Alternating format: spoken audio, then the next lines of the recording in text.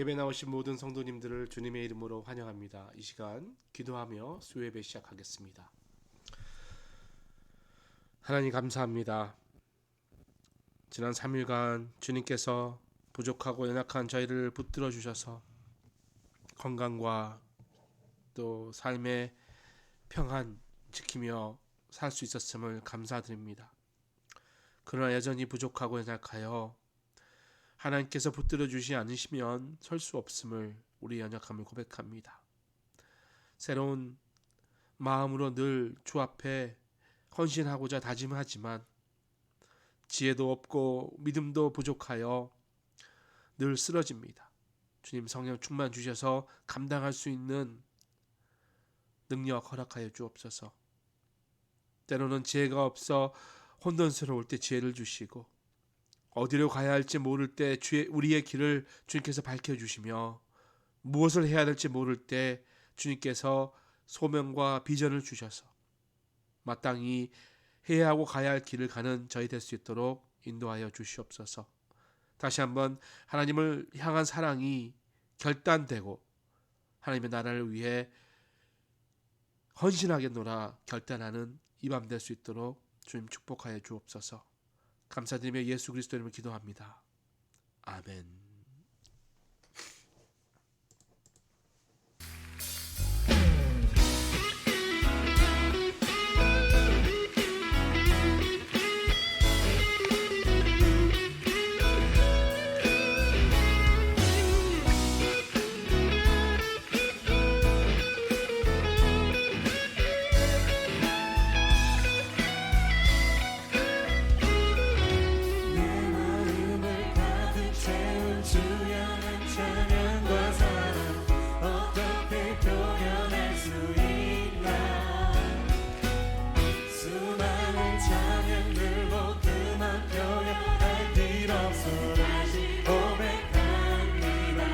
고백할까요? 내 마음을 가득 채운 주의 찬양과 사랑 어떻게 표현할 수 있나. 수많은 찬양들로 그만 표현할 수 없어 다시 고백합니다. 찬양합니다.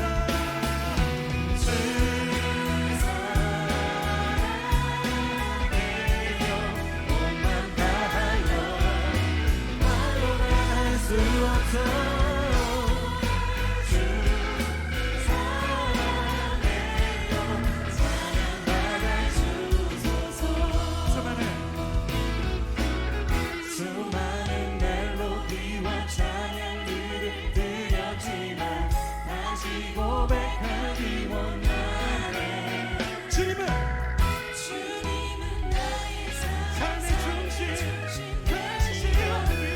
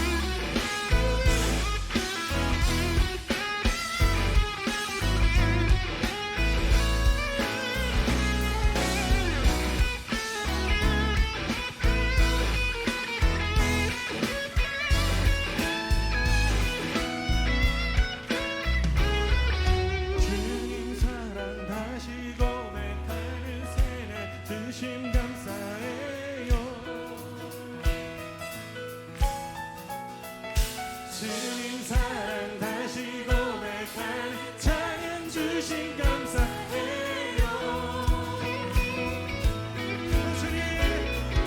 주님 사랑 다시 고백하는 새로운 주신 감사해요. 새로운 역사하심으로 우리를 부르십니다.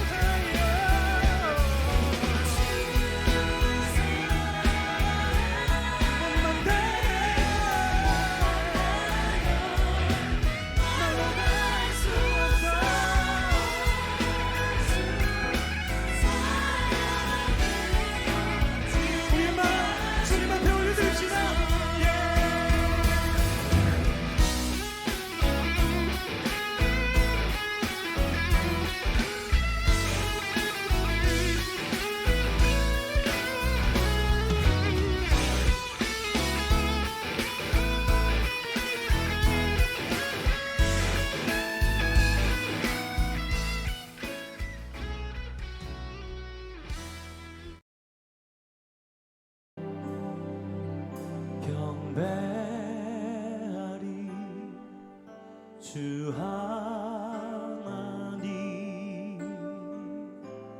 전능하신 주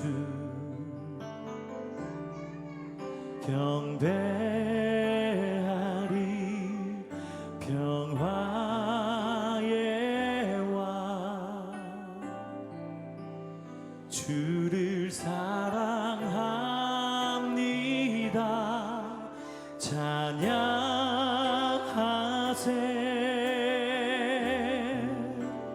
누가 주와 같으리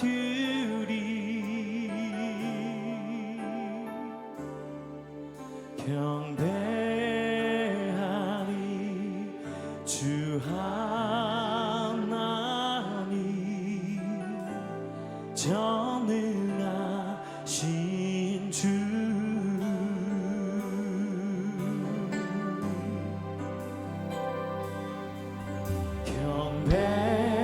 경배하리 주 하나님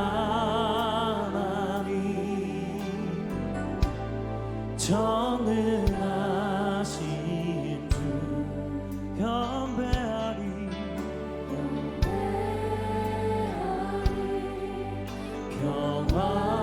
평화의 왕 주를 사랑합니다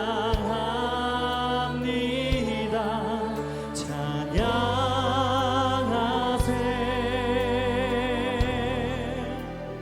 누가 주와 같으리 주 같은 분 없네 경배하리 주 하나님 전능하신 주 우리 믿음으로 고백합니다 경배하리 경배하리 주 하나님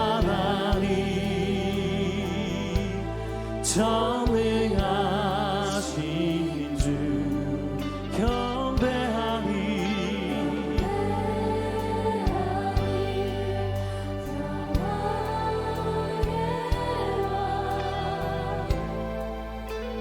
주를 사랑합니다 찬양하세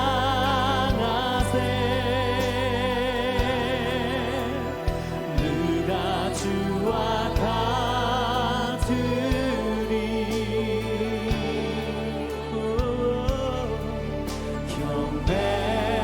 경배하리 주 하나님 전능하신 찬양하세 찬양하세 누가 주와 같으리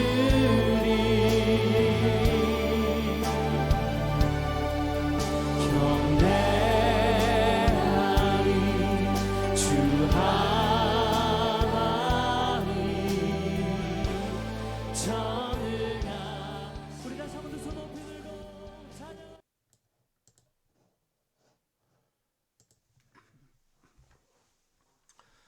오늘 하나님께서 우리에게 주신 말씀은 창세기 34장 18절에서 29절까지입니다. 50이면 창세기 34장 18절에서 29절까지만 함께 읽도록 하겠습니다. 우리 교독합니다.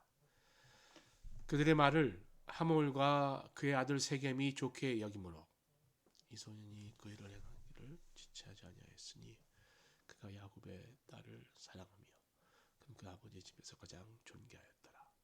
하몰과 그의 아들 세겜이 그들의 성읍 문에 이르러 그들의 성읍 사람들에게 말하여 이르되 이 사람들은 우리와 친목하고 이 땅은 넓어 그들을 용납할 만하니 그들이 여기서 거주하며 매매하고 우리가 그들의 딸을 아내로 데려오고 우리의 딸들도 그들에게 주자.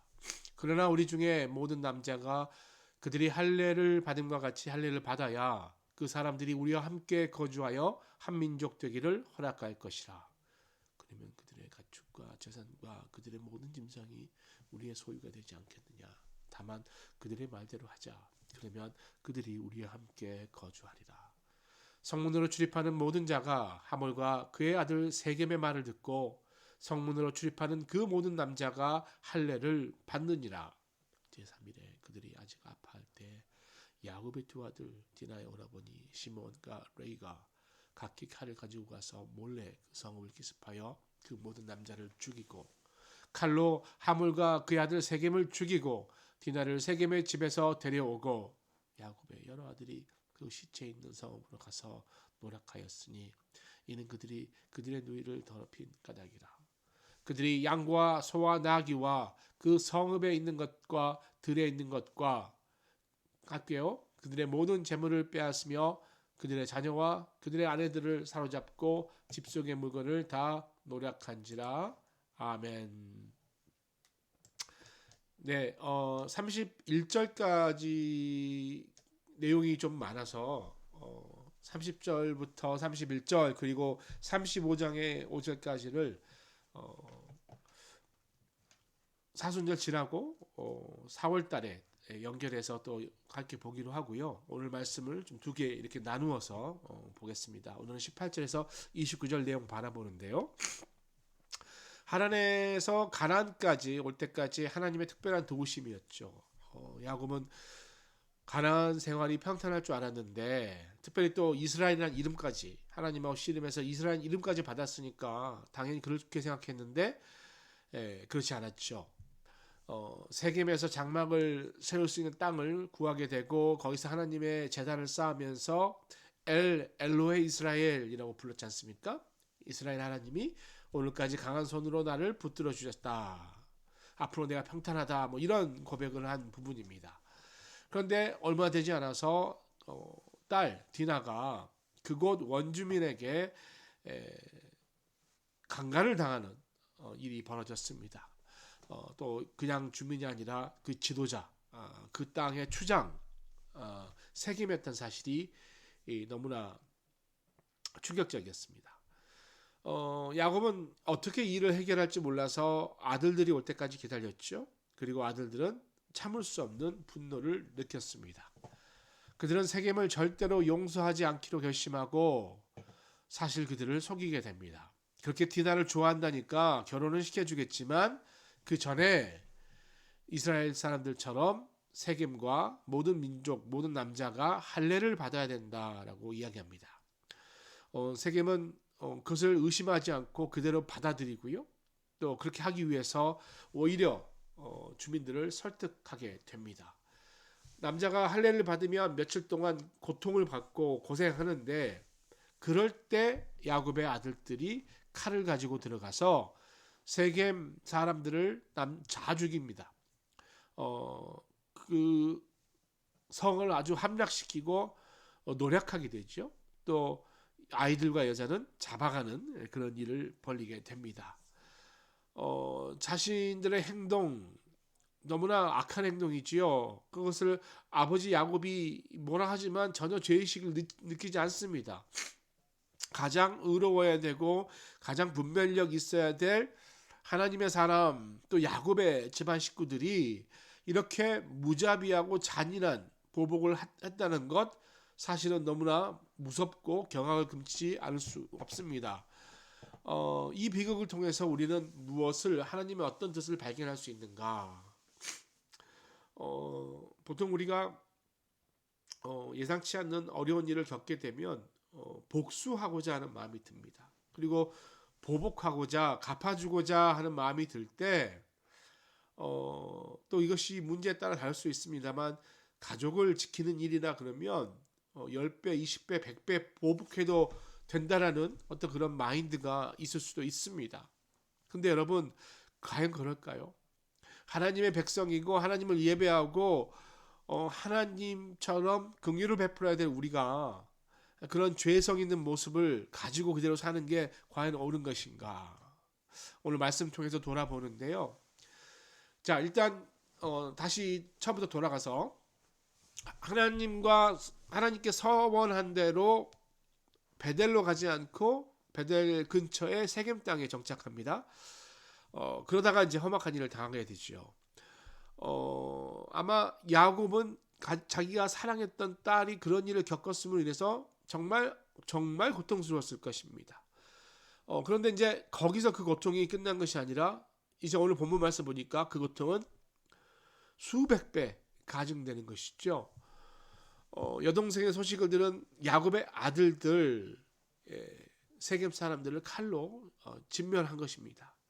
근데 교활하게도 사람을 죽이는 일에 있어 하나님께서 하나님의 백성에게 아브라함에게 하나님의 백성의 표시로 행하했던 그 할례라는 방법을 이용해서 다른 사람들을 죽였다라는 거예요. 이게 참 여러분 무서운 일이죠. 우리가 전도하고 하나님 일을 열심히 하고 헌신하고 사는데 우리가 그런 일로 사람을 힘들게 하는 경우가 많다라는 거예요. 18절 19절 보시면 그들의 말을 하몰과 그의 아들 세겜이 좋게 여김으로 이 소년이 그 일 행하기를 지체하지 아니하였으니 그가 야곱의 딸을 사랑함이며 그는 그의 아버지 집에서 가장 존귀하였더라. 세겜은 디나가 너무 좋았습니다. 그러니까 이제 사과도 하지 않고 그냥 결혼하게 해달라고 이야기한 거죠. 아버지까지 대동해서 그렇게 했지 않습니까? 하몰, 세겜 참 문제죠. 그러나 사실 이 전체적인 문제의 책임은 사실 야곱에도 있다는 사실을 우리가 봐야 될 것 같아요. 자기 아들들이 세겜과 하몰에게 이런 제안을 할 때 거기 있었거든요. 듣고 있었거든요. 근데 아무것도 하지 않았습니다.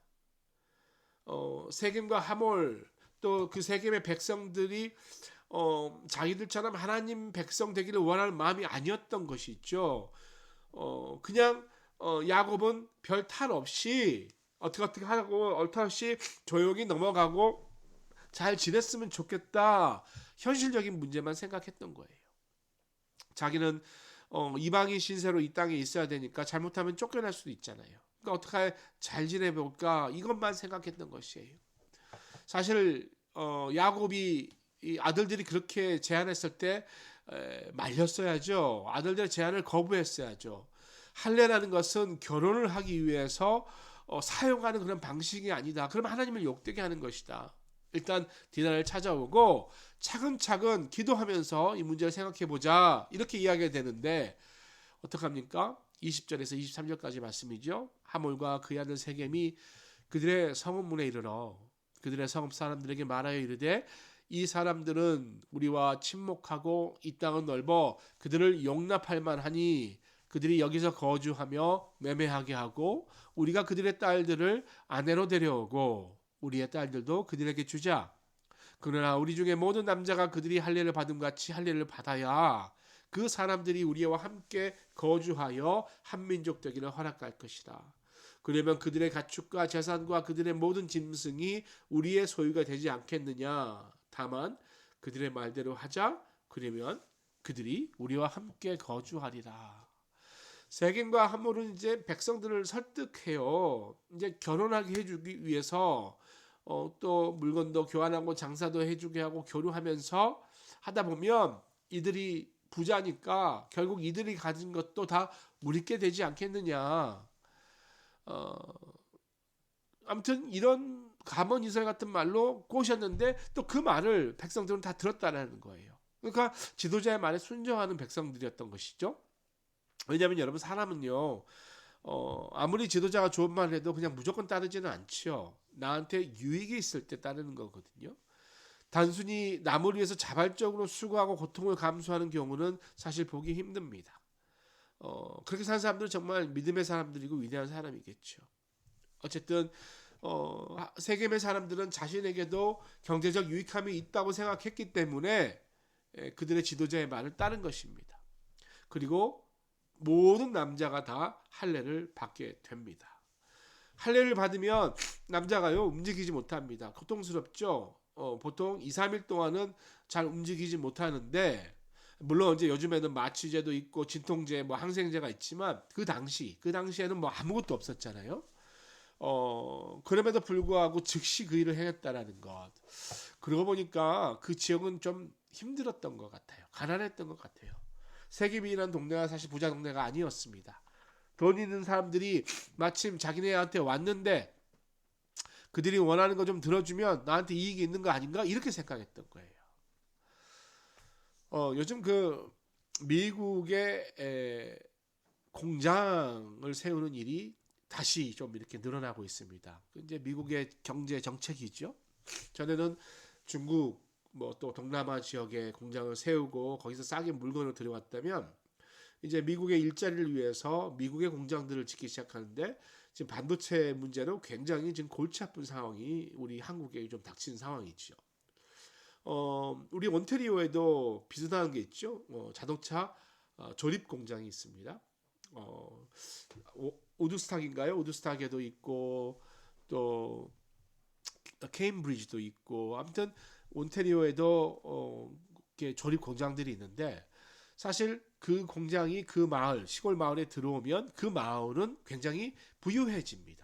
그러니까 그런 것이요. 가난한 마을에 공장이 들어오면 일자리도 생기고 먹고 살기 좋아지는데 지금 세겜의 어려운 형편 가운데 부자 가족이 옆으로 왔으니 종도 많고 가축도 많고 그들과 하나 되고 거기서 좀 배우면 뭐래도 좀 남겠다라고 생각하게 됩니다.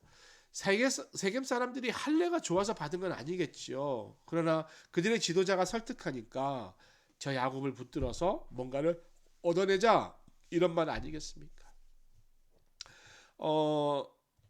하나님은 이제 아브라함에게 남자가 태어나면 8일 만에 할례를 받으라고 하셨죠. 근데 할례를 받는다고 하나님 백성이 되는 게 아니거든요. 사도 바울도 나중에 그 부분에서 아주 크게 강조하잖아요. 그러니까 행위를 흉내낸다고 하나님 백성이 되는 게 아닙니다. 그분을 믿고 그분을 마음에 두고 그분의 말씀대로 살아야 하나님 백성이죠. 하나님이 누군지도 모르는데 할례 받는다고 하나님 백성 되는 게 아닙니다. 성경책도 마찬가지입니다. 차에 성경책 놔둔다고 하나님 아는 게 아니잖아요. 하나님 말씀을 읽어야 하나님 말씀이 되는 거죠. 우리가 예수 믿고 복 받고 천국 간다 그 말 듣고 예수 믿기로 작정했다면 예수님 말씀대로 살아야 되는 거예요. 그냥 나는 그렇게 믿기로 작정했으니까 구원의 확신이 있어 하고 그렇게 살지 않고 천국 가기를 바란다는 것은 앞뒤에 안 맞는 것이거든요. 여러분 예수님 믿고 천국 가는 것은 예수님 믿고 천국의 삶을 여기서 사는 거라는 거예요. 여기서는 그렇게 살지 않고 나중에 천국 가서 산다? 여러분 우리가 좀 잘 생각해 봐야 될 부분 아니겠습니까? 내가 지금까지 그렇게 살았다면 욕심과 야망을 위해 달려왔다면 이제부터는 하나님 사랑하고 이웃을 사랑하고 섬기고 하나님의 기뻐하시는 영혼 구원하고 제자 만든 일을 위해서 살아가는 것. 그게 하나님 백성이죠. 하나님 믿겠다고 해놓고서는 성경책만 더 사서 책상에 올려놓고 아직까지도 자기 돈벌이, 자기 욕심, 자기 정욕으로만 산다는 것. 여러분 그것은 하나님의 백성의 삶이라고 할 수 없습니다. 여러분 야곱이나 그의 아들들이 정말로 세겜 사람들을 사랑했고 그 세겜이라는 곳을 정말 원했으면 그들에게 하나님의 백성이 되기를 원했다면 그런 식으로 할례 받으라고는 하지 않았겠죠. 이것은 그들을 함정에 빠뜨리려는 그들을 죽이기 위한 함정 아니었습니까? 24절에서 26절까지 있죠. 성문으로 출입하는 모든 자가 하몰과 그의 아들 세겜의 말을 듣고 성문으로 출입하는 모든 남자가 할례를 받느니라. 제3일에 아직 그들이 아파할 때 야곱의 두 아들 디나의 오라버니 시므온과 레이가 각기 칼을 가지고 가서 몰래 그 성읍을 기습하여 모든 남자를 죽이고 칼로 하몰과 그의 아들 세겜을 죽이고 디나를 세겜의 집에서 데려오고. 시므온과 레이가 각기 칼을 가지고 갔다. 이 말은 이제 두 사람이 칼 갖고 갔다가 아니라 그가 주동이 돼서 많은 군대와 같은 종들을 데리고 갔다라는 거예요. 다 끌고 와서 살육을 저질렀던 것입니다. 할례를 받고 고통 중에 있는 남자들을 칼로 죽이는 것, 예, 어렵지 않았던 것이죠. 저항을 할 수가 없었습니다. 야곱의 두 아들은 그의 무리, 그의 군대를 데리고 와서 세겜에 있는 모든 남자를 칼로 다 죽였고, 다른 아들들은 노략질한 거 아니겠습니까? 그리고 27절에서 29절 보면 그 성읍에 있는 모든 가축과 재물을 다 빼앗고 자녀와 아내들까지 사로잡고 집안의 물건까지 다 빼앗았다라고 나와 있습니다. 두 가지 사실이죠. 하나는 야곱의 아들들이 분노에 차서 세겜 남자를 다 죽였다는 것이죠. 이 분노는 특히 디나와 또 레아의 자녀인 시므온과 레이에게 더 나타났던 거예요. 다른 형제들은 어쨌든 그 살인에는 좀 소극적이었을 수도 있어요. 뭐 루벤, 유다도 레아의 아들이긴 하지만 거기에 나오지 않는 거 보니까 어쨌든 둘째와 셋째째 시므온과 레이가 아주 적극적이었다는 거예요. 누이를 겁탈한 자를 향해서 오라비들의 분노가 극렬했고, 정말 분노했으면 그들에게만 보복하면 되지 왜 거기 있는 죄 없는 다른 사람들을 다 죽였는지, 왜 아이들과 여자들을 또 짐승까지 다 잡아갔는지, 이게 너무 심한 것이 아닌가 이렇게 물어본다면 사실은 우리가 대답할 만한 게 없습니다. 정말 가슴 아픈 이야기죠. 사실 여러분, 이거는 너무 심한 이야기입니다. 하지만 우리도 그렇게 분노할 때가 있죠. 내가 잘못한 게 없고 내가 억울할 때, 특히 속에서 막 끓어오는 분노가 있을 때가 있습니다. 근데 여러분, 그때 화나게 한 사람들을 보려고 그러지 마시고 먼저 내 자신을 좀 보셔야 돼요. 이게 그렇게 화날 일인가? 이게 하나님 보시기에 그렇게 내가 화가 치밀어 올라야 할 일인가? 이렇게 분노해야 될 일인가? 그리고 이 일 가운데 내가 원하는 것이 정말 무엇인가? 나한테 정말 귀한 것이 무엇인가? 이 부분에 대해서 생각의 정리를 해야 합니다. 그렇다 보면 하나님께서 분노를 사그렇게 해주십니다. 이들의 분노는 논리적도 아니었고 또 하나님 보기에도 옳지 않았으며, 그리고 하나님의 어떤 그런 말씀을 갖다가 사람들을 기만하는 그런 일, 너무나 가슴 아픈 일 아니겠습니까? 이렇게 극단적인 일은 우리 삶에 별로 없지만 혹시 우리도 분노로 인해서 하나님의 말씀을 잘못 사용하거나 또 하나님의 교회를 잘못 이용하거나 이런 일이 없는지 한번 돌아볼 필요가 있을 것 같습니다. 말씀 짧게 맺습니다. 비극적인 사건이에요. 너무나 가슴 아픈 사건입니다. 죄성으로 인해서 죄가 죄를 낳고 또 그 죄들이 사망으로 연결되는 모습 보면서 결국 우리도 우리의 분노와 우리의 죄성이 하나님의 은혜를 통해서 컨트롤되지 않으면 너무나 위험하다. 하루하루 하나님의 자비와 은혜 가운데 있어야 우리가 안전하다라는 것을 알 수 있습니다. 여러분 기도하시고 말씀 가운데 늘 거하면서 우리 삶에 도사리는 그 분노, 그런 저주의 삶에서 평안과 기쁨과 행복의 삶으로 옮겨가시는 우리 모두 되시기를 주님의 이름으로 축복드립니다. 우리 이 시간 한번 찬양하고 기도하도록 하겠습니다.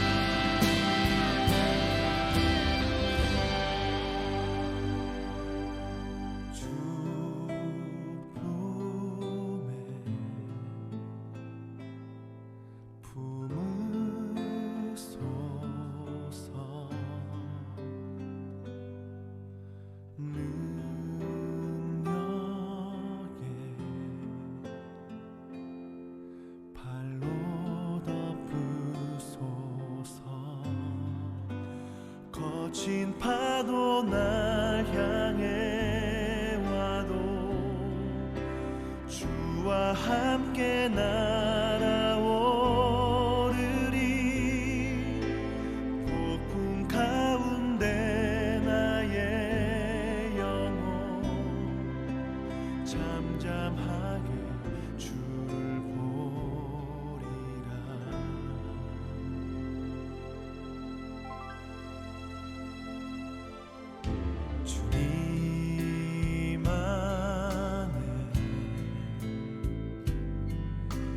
거하리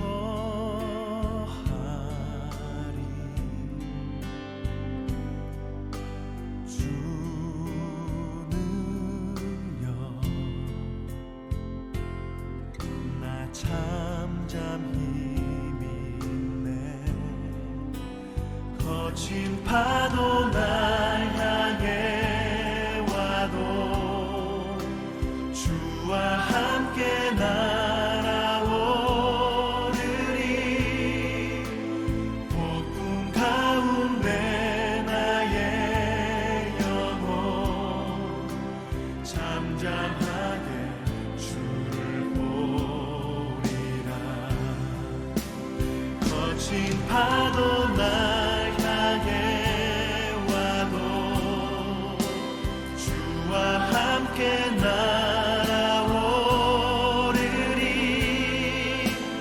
폭풍 가운데 나의 영혼 잠잠하게 주를 보리라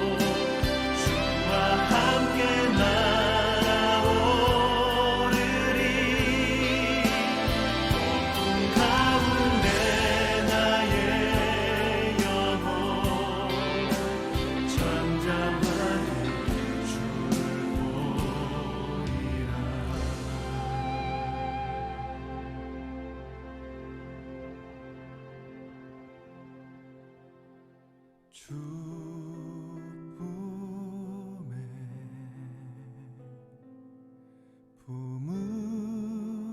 품으소서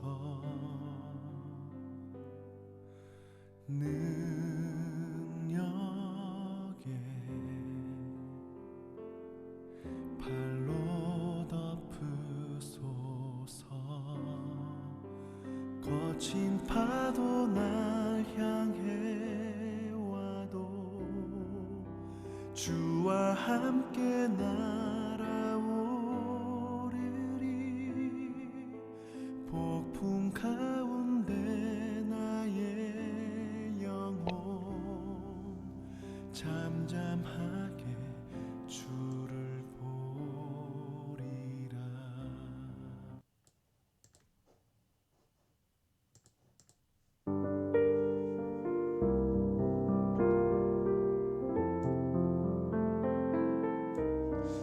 같이 기도합니다.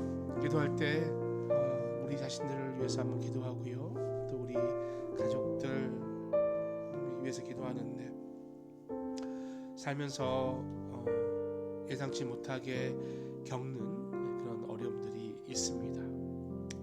나의 의도와 관련 없이 또 나의 삶의 결과와 관련 없이 아픔을 겪기도 하고 어려움을 겪기도 합니다. 그럴 때마다 분노하고 죄성으로 인해서 죄가 죄를 낳고 보복하려고 하는 것이 아니라 주의 자비와 은혜를 통해 나를 용서하고 또 관련된 모든 우리의 주위 사람들을 용서하고 사랑할 수 있도록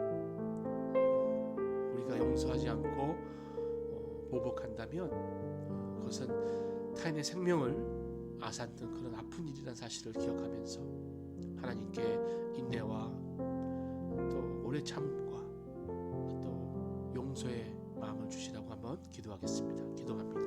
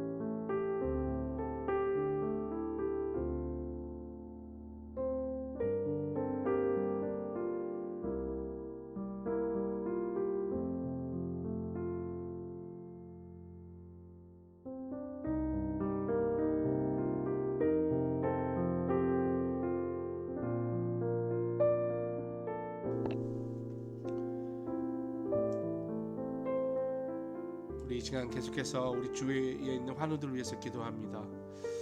먼저 우리 김현수 집사님 지금 신장 이식으로 또 많은 신장 기다리고 계시면서 지금 일주일에 3번씩 요즘에 계속 투석 받으시느라고 많이 고생하고 있습니다. 우리 김현수 집사님과 또 우리 권사님 위해서 기도해 주시고요. 우리 김홍배 집사님 회복 위해서 기도해 주시고 우리 김영희 권사님 위해서 기도해 주시고요. 또 아울러서 우리 신나리 집사님 이제 키모가 다 끝나고 이제 치료 받으면서 회복을 해야 되는데 기도해 주시고요. 우리 정주환 집사님 역시 또 기도해 주셔서 하나님의 놀라운 또 회복을 경험할 수 있도록 또 우리 주위에 아프신 분, 어려우신 분들 기억하면서 한번 같이 기도하겠습니다. 기도합니다. 아버지 하나님 감사합니다. 이 시간에 우리 주여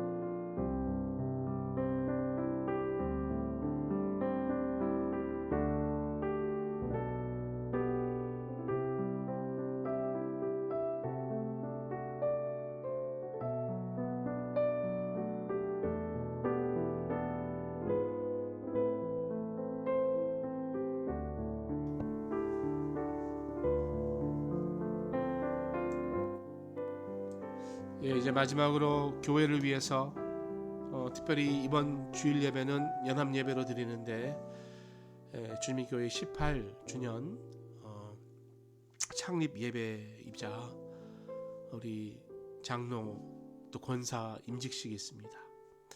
몸된 교회 가운데 귀한 일꾼들이 세워지게 되는데 하나님의 은혜와 사랑이 넘치며 늘 예수 그리스도 나타내는 그런 임직자가 되실 수 있도록 우리 2분의 피택 장로님과 3분의 피택 권사님들 기억하시면서 또 예배를 위해서 함께 기도하도록 하겠습니다. 기도합니다.